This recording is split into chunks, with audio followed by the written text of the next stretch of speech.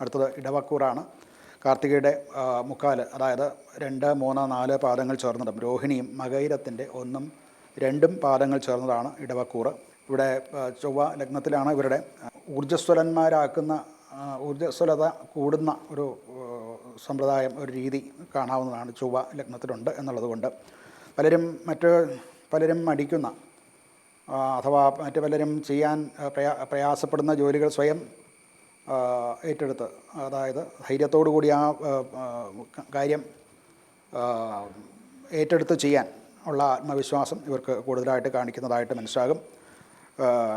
പുതിയ കരാറുകൾ, ബിസിനസ്സുകാർക്കും മറ്റുമൊക്കെ പുതിയ കരാറുകൾ ഉണ്ടാവുക, പുതിയ കസ്റ്റമേഴ്സിനെ, ഉപഭോക്താക്കളെ കിട്ടുക, ഇതൊക്കെ ഇതുമൂലം ഉണ്ടാവുന്നതാണ്.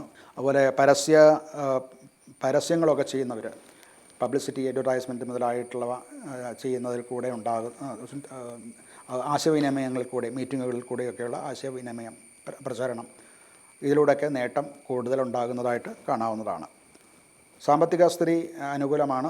നല്ല പുരോഗതി ഉണ്ടാകും. അത് ചെറിയ നിക്ഷേപങ്ങൾ, അതുപോലെ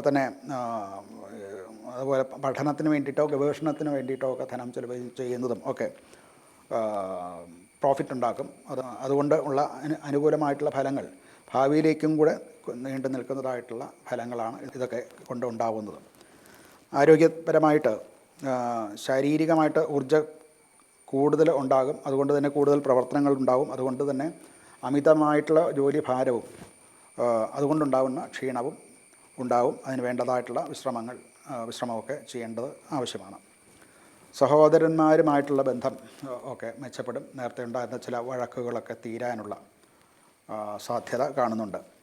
മറ്റുള്ളവരോട് അഭിപ്രായം ചോദിച്ച്, കുടുംബത്തിലുള്ള മറ്റുള്ളവരോട് അഭിപ്രായം ചോദിച്ച് അതും കൂടെ കണക്കിലെടുത്തുകൊണ്ട് വേണം കാര്യങ്ങൾ തീരുമാനിക്കാൻ. അല്ല എന്നുണ്ടെങ്കിൽ അവിടെ ചില ചെറിയ അന്തഛിദ്രങ്ങളൊക്കെ ഉണ്ടാകാനും സാധ്യതയുണ്ട്. ഇവർക്ക് മഹാലക്ഷ്മി സമേതനായിട്ടുള്ള മഹാവിഷ്ണുവിൻ്റെ പൂജ, ശ്രീകൃഷ്ണ ക്ഷേത്രത്തിൽ ദർശനം, ശ്രീകൃഷ്ണ മന്ത്രം ജപിക്കുക, ഇതൊക്കെയും ഒരു പരിഹാരമായിട്ട് പറയാവുന്നതാണ്.